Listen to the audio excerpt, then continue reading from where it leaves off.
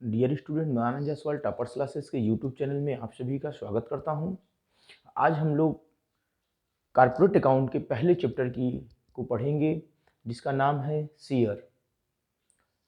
तो आइए देखते हैं कि शेयर कितनी प्रकार के होते हैं, उन्हें कैसे हम इशू कर सकते हैं। तो सबसे पहले हम ये जानते हैं टाइप्स ऑफ शेयर। शेयर कितने प्रकार के होते हैं। तो शेयर हमारे दो प्रकार के होते हैं, इक्विटी शेयर, एक प्रेफरेंस शेयर। इक्विटी शेयर और प्रेफरेंस शेयर। प्रेफरेंस शेयर भी 8 प्रकार का होता है। तो न्यूमेरिकल लगाने के लिए हमें दो तरह के शेयर मिलेंगे, इक्विटी शेयर मिलेगा या प्रेफरेंस शेयर मिलेगा। तो इक्विटी और प्रेफरेंस को सवाल हल करते समय कोई मतलब नहीं होता। इक्विटी और प्रेफरेंस से सवाल हल करने में कोई मतलब नहीं होता। अब हम देखते हैं कि हम शेयर को कैसे इशू कर सकते हैं, किस प्राइस पे इशू कर सकते हैं। तो शेयर एट पार भी इशू होता है। एट पार मीन्स सम मूल्य पर, इट डिस्काउंट मीन्स अवमूल्य या छूट पर, इट प्रीमियम मीन्स अधिमूल्य पर।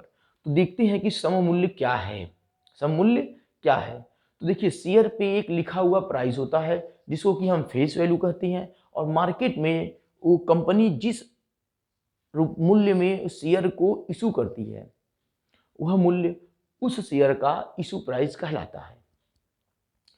और शेयर का लिखा हुआ मूल्य और शेयर का मार्केट मूल्य से तुलना करने पर हमें ये पता चलता है कि इशू एट पार हुआ है, एट डिस्काउंट हुआ है या एट प्रीमियम हुआ है।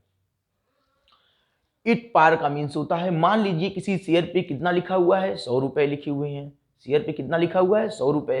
तो एट पार का मतलब होता है कि कितने में इशू करेंगे उसको, 100 रुपए में। 100 रुपए के शेयर को अगर हम मार्केट में 100 रुपए में ही हम इशू करेंगे तो उसे कहते हैं at par, issue at par. अगर 100 रुपए के शेयर को 100 रुपए के शेयर को हम मार्केट में 100 रुपए से कम पर बेचते हैं, कितने में बेचते हैं, 100 रुपए से कम पर इशू करते हैं। यानी 100 का शेयर है, हम उसको 99 रुपए में, 98 रुपए में, 95 रुपए में, 90 रुपए में, कुल मिला के 100 से कम में अगर इशू करते हैं तो क्या कहलाता है, वो हमारा इशू रेट डिस्काउंट कहलाता है।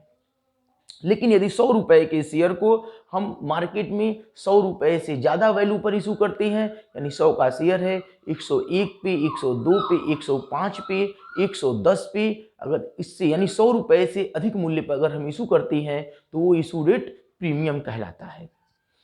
लेकिन ये ध्यान देना है कि हमें क्वेश्चन एट पार पे लगाना है या एट प्रीमियम पे लगाना है, क्योंकि एट डिस्काउंट कंपनी अधिनियम 2013 के द्वारा प्रतिबंधित कर दिया गया है और ये जनता को इशू किए गए शेयर के लिए उपलब्ध नहीं है।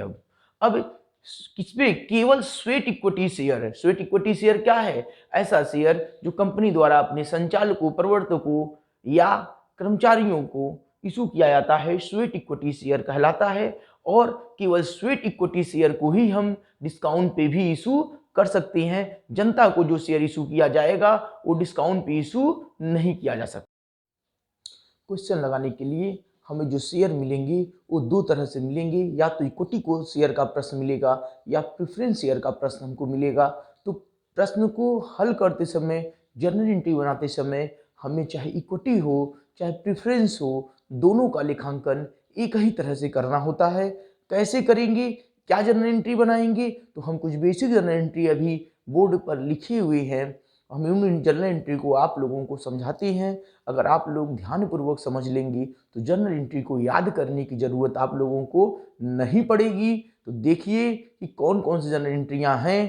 केवल 2 जर्नल एंट्री अगर आप याद कर लेते हैं तो सारी जर्नल एंट्रियाँ आप लोगों को बेसिक जितनी हमने बोर्ड पर लिखी हैं 6 जर्नल एंट्री अपने आप याद हो जाएगी।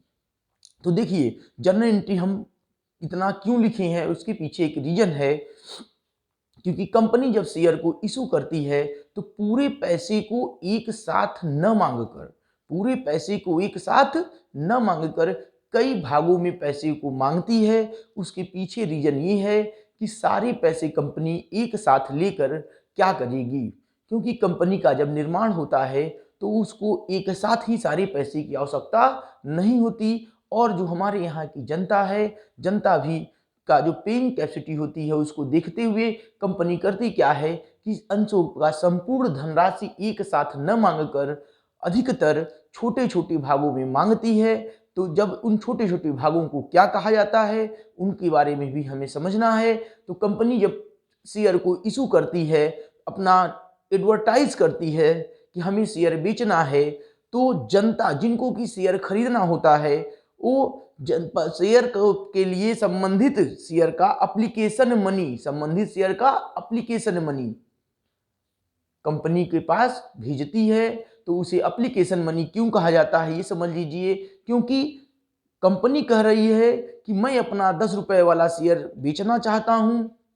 जनता कंपनी से प्रार्थना करती है कि आप हमको इतना शेयर दे दीजिए। जनता क्या करती है, कंपनी से प्रार्थना करती है। जरूरी नहीं है कि जनता कंपनी से शेयर मांगे और कंपनी जनता को शेयर दे ही दे। हो सकता है कि कंपनी किसी व्यक्ति के द्वारा मांगे गए अंशों को रिजेक्ट कर दे, न दे।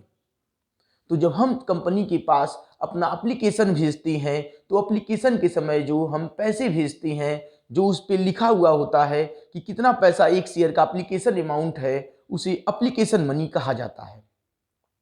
जब हमें कंपनी संबंधित शेयर को इलाट कर देती है, आवंटन कर देती है, तो वो हमसे कुछ पैसे मांगती है जिसको कि आवंटन राशि यानी अलॉटमेंट मनी कहा जाता है। उसके बाद पैसे जो बचे हुए पैसे हैं, चाहे एक बार में ले, चाहे 2 बार में ले, चाहे 3 बार में ले, उसको कॉल्स के नाम से हम जानते हैं। बचे हुए पैसे को अगर 2 बार में लेगा तो पहला फर्स्ट कॉल होगा, दूसरा सेकंड कॉल होगा। अगर 3 बार में लेगा तो पहला फर्स्ट कॉल होगा, दूसरा सेकंड कॉल होगा और तीसरा थर्ड एंड फाइनल कॉल होगा। तो क्या हमने देखा कि जो कंपनी है वो अपने अंशों का अधिकतर संपूर्ण धनराशि एक साथ न मांगकर कई छोटे छोटे हिस्सों में लेती है। तो उसे हम allotment, first call, second call के नामों से जानते हैं। तो जब सबसे पहले हम कंपनी के पास क्या करते हैं, कंपनी के पास हम शेयर खरीदने के लिए जितने शेयर हमको चाहिए उतने शेयर का एप्लीकेशन मनी हम कंपनी के पास भेजते हैं। तो उसके लिए जब हम कंपनी को पैसे भेजते हैं तो कंपनी अपने यहाँ क्या एंट्री बनाती है, हमको यही सीखना है, न कि हमको शेयर खरीदने वाले के यहाँ एंट्री बनानी है। हमको एंट्री किसका बनानी है, कंपनी के यहाँ एंट्री बनानी है। तो देखिए जब कंपनी अपने यहाँ एंट्री बनाएगी तो क्या एंट्री बनेगी, जब आवेदन की राशि प्राप्त होने पर पब्लिक कंपनी के पास पैसे भेजती है, आवेदन का पैसा भेजती है, तो कंपनी को पैसे प्राप्त होते हैं। कंपनी क्या होते हैं, वो पैसे प्राप्त होती हैं। तो कंपनी को जब पैसे मिलते हैं तो सारा ट्रांजैक्शन बैंक के थ्रू होता है।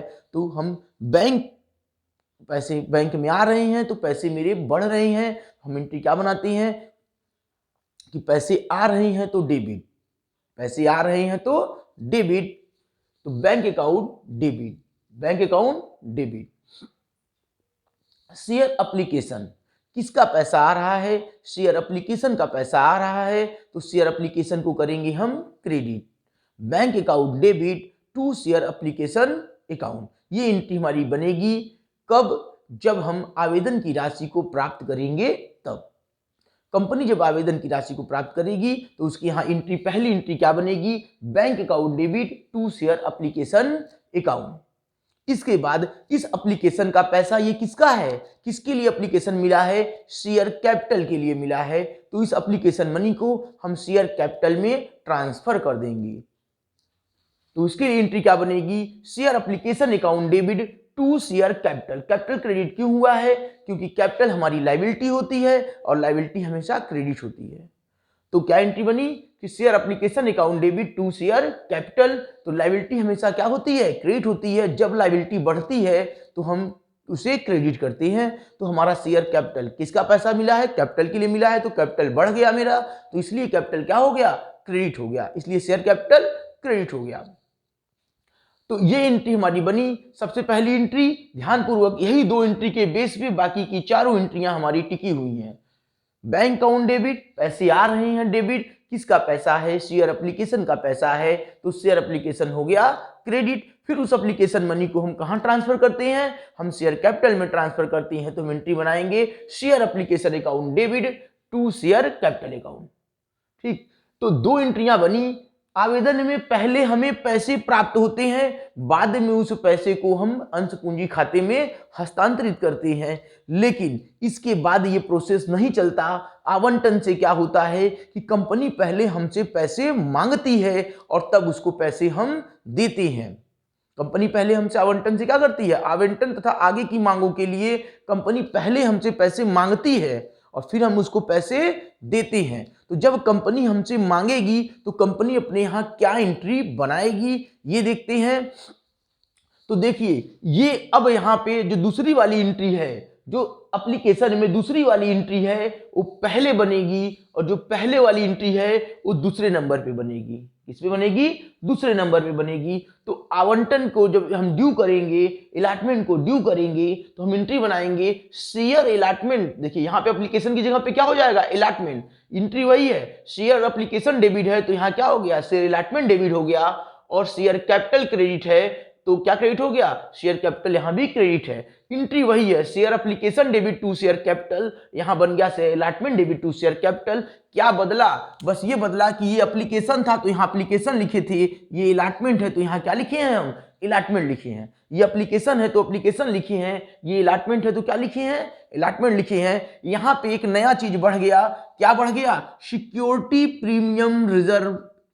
सिक्योरिटी प्रीमियम रिजर्व, तो ये सिक्योरिटी प्रीमियम रिजर्व किस चीज का है, जब अंशों को अगर सम मूल्य पे निर्गमन होगा तो हम एंट्री बनाएंगे share allotment account debit to share capital. लेकिन अगर अंशों का अधिमूल्य पे निर्गमित होगा, अधिमूल्य का मतलब तो बताए हम आपको कि अगर 100 रुपए के शेयर को 100 रुपए से ज्यादा में बेचेंगे, 100 रुपए के शेयर को 100 रुपए से ज्यादा में बेचेंगे तो जितना रुपया हम ज्यादा लेंगे, जितना रुपया हम अधिक पर बेचेंगे वो हमारा सिक्योरिटी प्रीमियम कहलाता है और वो पैसे इसी में जाएंगे। मान लीजिए कोई 100 का शेयर है, हम उसको कितने में बेच रहे हैं, 105 रुपए में बेच रहे हैं, तो 5 रुपया हम उस पर ज्यादा ले रहे हैं एक शेयर पे, तो वो 5 रुपया क्या है, मेरा सिक्योरिटी प्रीमियम है और उसको हम सिक्योरिटी प्रीमियम रिजर्व अकाउंट में क्रेडिट करते हैं।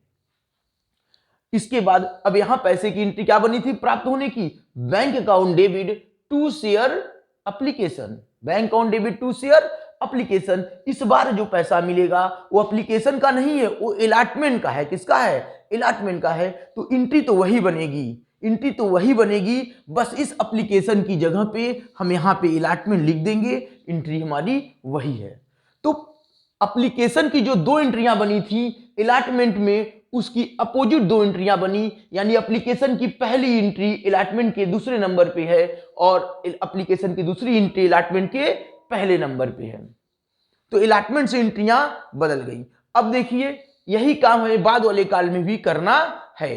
अगर याचना की राशि, ये फर्स्ट काल भी हो सकता है, अगर फर्स्ट काल होगा तो हम एंट्री लिखेंगे share first call account debit to share capital, और जब पैसे मिलेंगे bank account debit to share first call. बस इसी शेयर और काल के बीच में फर्स्ट लगा देना है बस।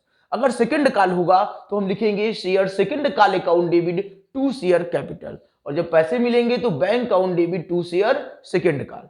तो काल का मतलब वही है, फर्स्ट होगा तो फर्स्ट काल लिख देंगे, सेकंड होगा तो सेकंड काल लिख देंगे। अब देखिए यहां भी वही काम हुआ है। ये जो पहली एंट्री है, जो पहली एंट्री है देखिए ये दूसरे नंबर पे बनी है। पहली एंट्री क्या है, दूसरे नंबर पे बनी है। यहाँ बैंक डेबिट है, यहाँ ही बैंक डेबिट है, यहाँ शेयर एप्लीकेशन है और यहाँ शेयर काल है। क्यों, क्योंकि ये काल का पैसा है, वो एप्लीकेशन का पैसा था। एप्लीकेशन का पैसा था तो हम शेयर एप्लीकेशन लिखे थे, काल का पैसा है तो शेयर काल लिखे हैं। और जो दूसरी एंट्री है, जो दूसरी एंट्री है देखिए ये पहले नंबर पे बनी है। किस नंबर बनी है, पहले नंबर पे बनी है। यहाँ शेयर एप्लीकेशन डेबिट है तो ये तो काल की एंट्री है ना, तो यहाँ शेयर काल से डेबिट है।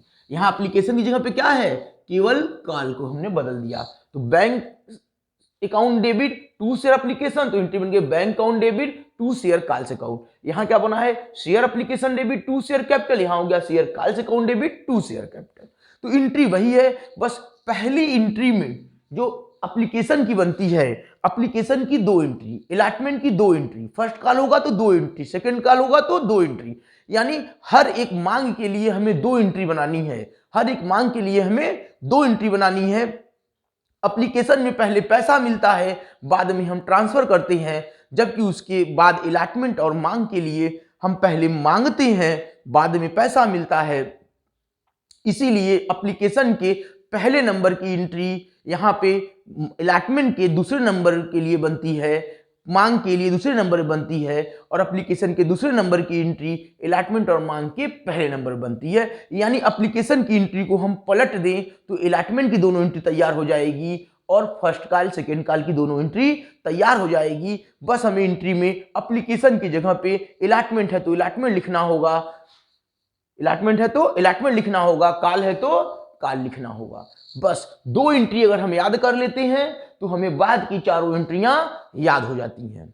दो एंट्री अगर हम याद कर लेते हैं तो बाद की हमें चारों एंट्रियां याद हो जाती हैं। बस एक ध्यान रखना है कि जो प्रीमियम है, जो सिक्योरिटी प्रीमियम है वो हमेशा क्रेडिट होता है। इशू का सिक्योरिटी प्रीमियम हमेशा क्रेडिट होता है, और अगर प्रीमियम के बारे में कुछ नहीं बोलता तो उसे हम अलॉटमेंट के साथ मान लेते हैं।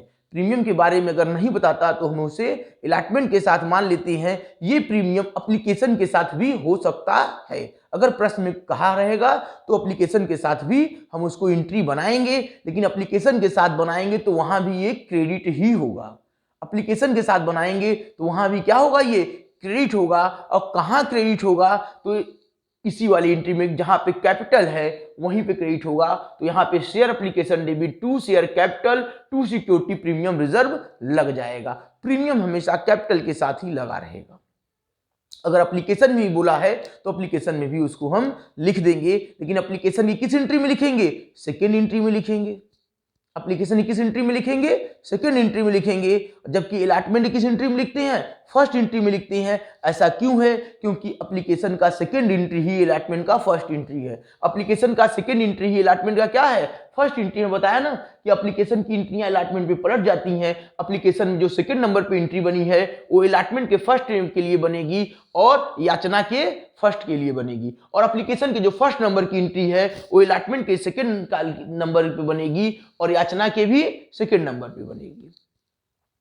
तो एंट्रियां पलट जाती हैं। और आप लोग इसका एक बार स्क्रीनशॉट ले लीजिए और स्क्रीनशॉट लेके इसको नोट्स बना लीजिए, याद कर लीजिए, पढ़ लीजिए, ताकि हम जब क्वेश्चन को बताएं तो आप लोगों को समझने में कोई दिक्कत न हो। इसका स्क्रीनशॉट ले लीजिए।